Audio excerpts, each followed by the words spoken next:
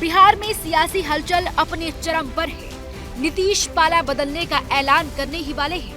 ऐसे में आरजेडी खेमा भी खामोश नहीं है।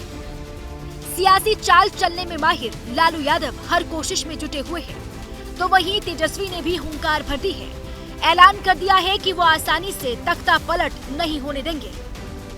इतनी आसानी से नीतीश की दोबारा ताजपोशी नहीं होने देंगे। सियासी गुणागणित के तहत आरजेडी किसी दलित चेहरे को सीएम पद के लिए आगे कर सकती है। तेजस्वी की हुंकार पर जेडीयू ने जोरदार हमला किया है, तो आरजेडी भी पलटवार करने में पीछे नहीं है। राजद नेतृत्व बेचैन है। बेचैनी का कारण साफ है कि इन लोगों की आदत में शुमार रहा है नौकरी के बदले जमीन लेने का। अनर्गल प्रलाप कर रहे हैं। अनर्गल प्रलाप पर रोक लगाइए, वरना अंजाम इसका राजनीति में बेहतर नहीं होगा। उसमें गांधी जी ने 7 पाप बताए थे। उसमें पहला पाप था सिद्धांतहीन राजनीति।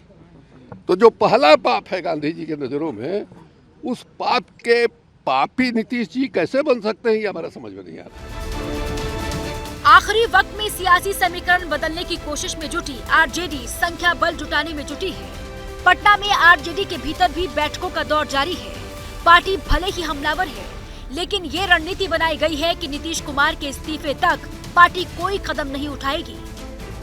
आरजेडी ने सरकार से समर्थन वापस न लेने का भी फैसला किया है, ताकि नीतीश कुमार को जनता के बीच धोखेबाज और अविश्वसनीय साबित किया जा सके और सरकार में अपनी उपलब्धियों को जनता के बीच पेश किया जा सके।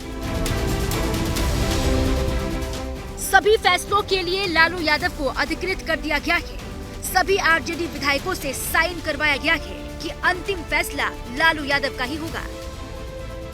कहीं कुछ नहीं है, ऑल इज वेल। निश्चित रूप से हम राष्ट्रीय अध्यक्ष जी को सब लोगों ने अधिकृत किया है और जो उनका निर्णय होगा वो हम लोग मानेंगे। राष्ट्रीय अध्यक्ष लालू प्रसाद जी को लेना है।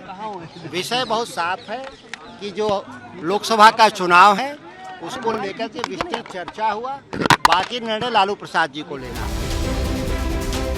आरजेडी अलकमान खुद के दम पर भी सरकार बनाने के विकल्पों पर लगा हुआ है।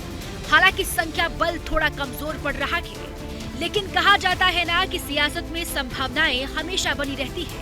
अगर नीतीश पाला बदलते हैं तो मौजूदा स्थिति के हिसाब से बिहार विधानसभा की कुल 243 सीटों में से बहुमत के लिए 122 विधायक चाहिए। आरजेडी के पास कुल 79 विधायक हैं। इसमें अगर कांग्रेस के 19, लेफ्ट के 16 और एक निर्दलीय को मिला दे तो आंकड़ा 115 तक ही पहुंचता है। मतलब बहुमत के लिए आरजेडी को 7 और विधायक चाहिए। खबर है कि आरजेडी ने बहुमत तक पहुंचने के लिए जोड़ तोड़ की गणित पर काम करना भी शुरू कर दिया है। पार्टी दलित सीएम का राग अलापने में लगी हुई है। कोई इस तरह की बात की चर्चा यहाँ नहीं होगी। यहाँ सिर्फ चर्चा होगा कि क्या बिहार में दलित रह सकता है या नहीं। हम तो नीतीश जी से आग्रह कर रहे हैं कि किसी दलित को मुख्यमंत्री बनाइए। उन्हीं से हम लोग सवाल कर रहे हैं। आरजेडी ने जीतन राम मांझी को अपने पाले में लाने की कोशिशें भी तेज कर दी हैं। जीतन राम मांझी की पार्टी के पास कुल 4 विधायक हैं। आरजेडी ने जीतन राम मांझी को सीएम बनाने तक का ऑफर दे दिया है।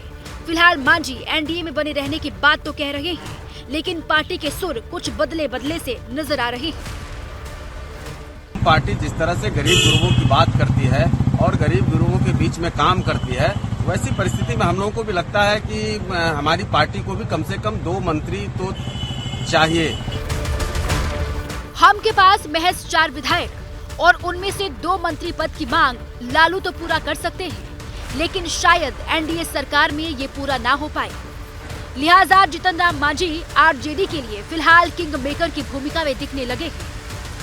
तभी तो बीजेपी भी लगातार उनको अपने साथ बनाए रखने की जुगत में लगी हुई है। सियासी पारा जैसे जैसे बढ़ने लगा है, वैसे वैसे वार पलटवार भी बढ़ने लगा है। आरजेडी तो खुलकर नीतीश कुमार पर हमलावर दिखाई दे रही है। इस तरह का काम नीतीश कुमार ने किया है, उनको इस उम्र में और इस पद पर आकर के शोभा नहीं देता। जाहिर है महागठबंधन से हटने के बाद आरजेडी नीतीश की तारीफ तो नहीं करेगी। वो तो तरह तरह के सलाह ही देगी और आरोप ही लगाएगी। लेकिन आरजेडी जुलाई 2022 से चाचा भतीजा की जोड़ी पर फक्र महसूस करते हुए नीतीश की तारीफ में कसीदे गढ़ती थी। अब नीतीश को न सिर्फ सियासत से संन्यास लेने की सलाह दे रही है, वहीं पाला बदलने के बाद उनकी फिर से ताजपोशी को रोकने के लिए हर संभव कोशिशों में भी आरजेडी जुटी हुई है।